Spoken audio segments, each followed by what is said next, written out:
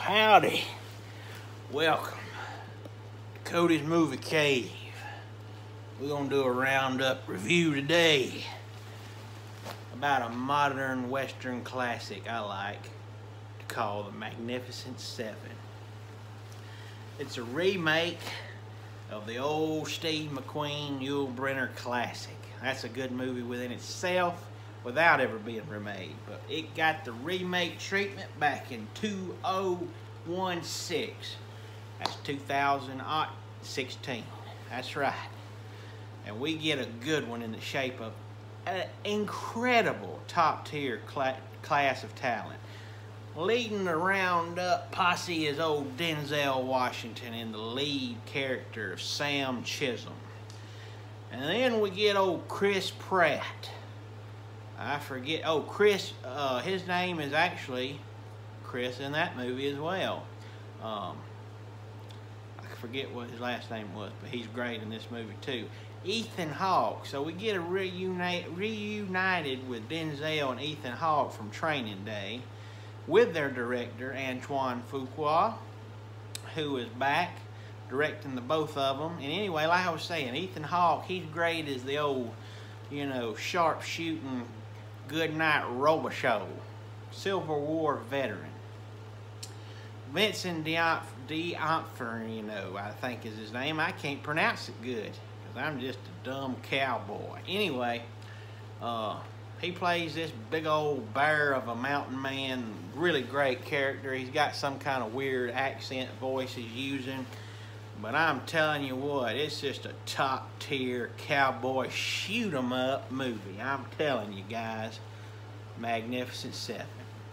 So it's a little different in terms of story that we get. So the classic 1960s era Yul Brynner, Steve McQueen version is basically these gunslingers for hire that come together to help this poor village in Mexico. So it's a little different in the fact that the people they're helping is not a small Mexican village, it's a whole town of people that's been sort of taken over and taken advantage of by our lead bad guy, and his character's name is, what's his name?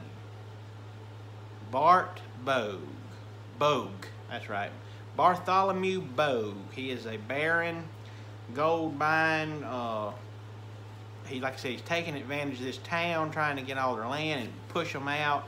And these town folks has had enough, so they go looking for the biggest, baddest hombre west of the Pecos. And that is, the first recruit is Denzel Washington, Sam Chisholm. He is this man all dressed in black, much like Johnny Cash, who is just as quick on the draw and tough as they come. He is a bounty hunter who's got somewhat of a past you can kind of gather from his intent once he hears the name of the persons whose execution is they seek, Bartholomew Bogue. He's got a history there with the guy, so he's got a personal stake in the game, and he's looking to ride hard for vengeance and for justice. Anyway, so he sort of comes on board first as the leader of this Old West A-team, and he recruits first right off the bat Chris Pratt's character, who is a sort of gambler, ne'er-do-well, gunslinger. He's really a jack of all trades, but he's sort of the one that kind of is the comic relief of this movie. He's got some pretty funny little tidbits and tiddlywinks, as they say. But yeah, great movie. All of them, if you'll watch the behind-the-scenes features, went through sort of this, gunslinging training on set and before the movie started, so that they would really look like they knew what they were doing with their six guns. And so, yes, very good Old West action, with a modern sort of feel to it. Denzel does some really cool stuff toward the end on horseback that for a guy his age is pretty legit. It's pretty cool. I'm a huge Denzel Washington fan. I love all his movies, and this one's right up there. It's probably one of the closest to my favorites that he does. anytime it comes on TV, I got to check it out. You know, it's got that whole you know, Tombstone feel to it. It's like an instant classic that once you've seen it, you're like, anytime it's on, oh, we're stopping right there. That's a good one. So yeah, The Magnificent Seven is so good. As far as remakes go, you know, remakes a lot of the times don't live up to the original source material, but this one is loosely adapted. So it's not so much a straightforward remake with the same name characters, same story, same setting.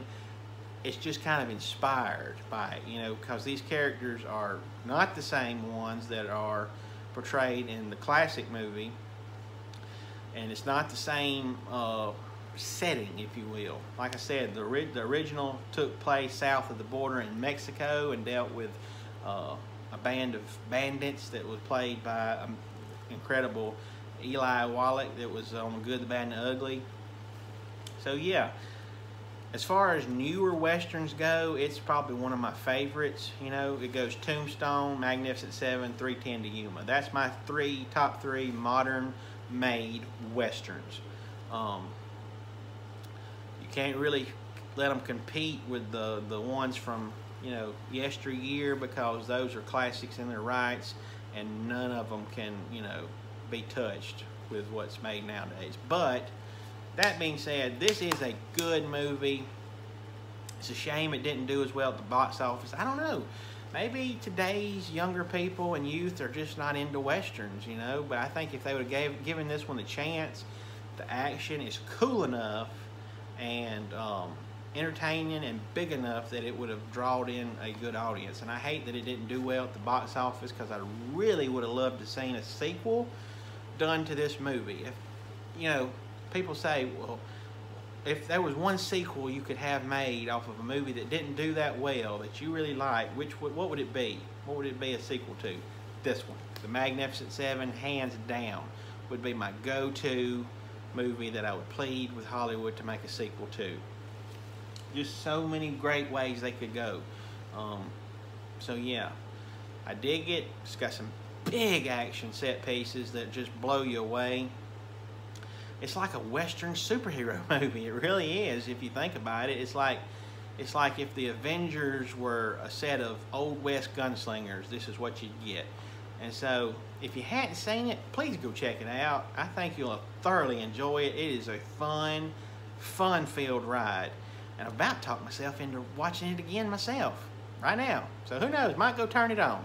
Check out The Magnificent Seven. Denzel Washington, Chris Pratt, Ethan Hawke, and the list goes on and on. But it is fun. It's PG-13. It's not really that rough. It doesn't have a lot of cussing or language in it. It does have a lot of violence, but the violence is kind of tame. Don't really get into a whole lot of gore or anything like that. Cool stuff with the horses, you know, like I said, some flipping, turning around, shooting, all kinds of cool, you know, big action. Check it out. It's fun. I enjoyed, too, the interaction between Denzel and Ethan Hawke. As a fan of Training Day, this movie was also a big hit with me, because I loved both of them in Training Day, and the director, you know, he directed them in that one, and he does this one. And so it's just fun to kind of see those two actors come back together and get to kind of work and play off each other, because they do well. They do so well together. I got a lot of friends that I've worked with that's watched it, and we've talked about it, and we always say that's a good one, that's a classic, you know. And so check out The Magnificent Seven. As always, partners, this has been my opinion. And opinions is like them there backsides on folks. Everybody's got one, Pilgrim, and some of them, they just are rank, rancid, and rotten. Have a good one.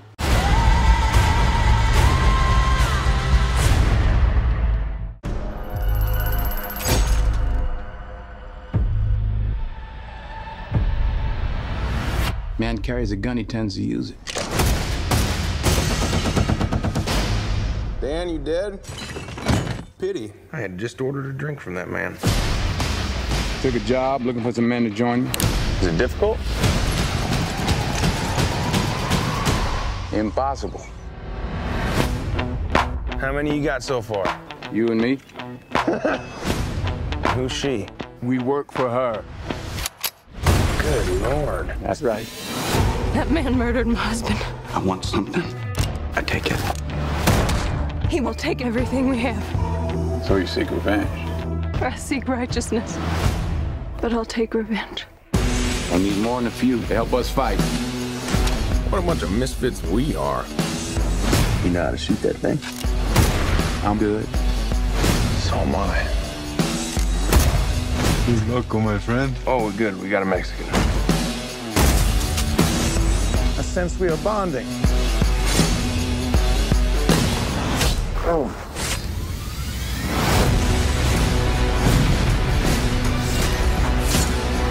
We got a 7. He's got an army. And they'll be murdered. By the world's greatest lover. Why are you here? Fighting someone else's fight. These people deserve their lives back. Just make sure we're fighting the battle in front of us, not the battle behind. Every man's got the right to choose where he dies. We have nowhere else to go, so... You ain't never seen a soldier like me. 1, 2, 3, I'm a vigilante. 4, 5, 6, kiss that ass goodbye. When I pull the gun, then somebody gotta die. What's the plan? I've always wanted to blow something up. It's not a plan. I'ma put your lights out. We can do this right now. I'm ready. War. How'd we do? I think we killed them all.